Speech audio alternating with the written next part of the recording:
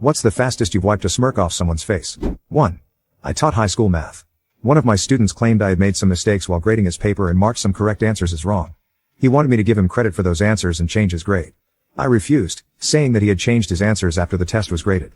The student then went to the principal, who called a conference with both of us and asked why I believed he had altered his answers. I pulled out a photocopy I had made of his test before grading it, clearly showing his incorrect answers.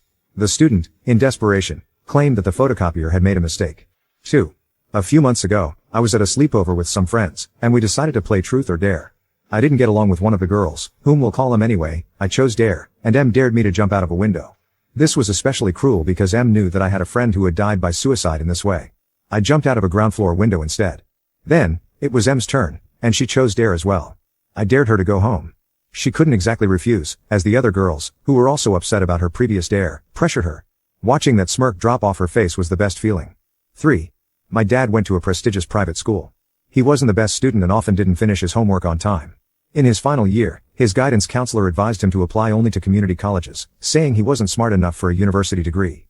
At first, he followed this advice and attended a community college after graduation, but he dropped out after a year, finding it too easy. After working for a few years, he decided to get a degree and was accepted to a prestigious Canadian university.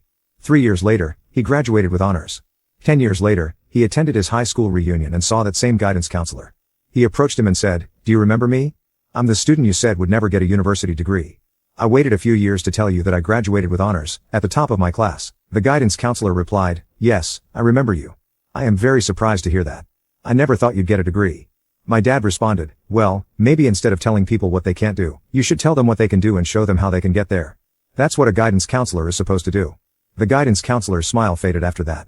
My dad often shared this story with me, teaching me to never let others define my worth or potential. 4. We were buying an iPad for our teenage daughter a few years ago. We thought we'd buy it from a store. There was, and possibly still is, a UK computer chain called iStore.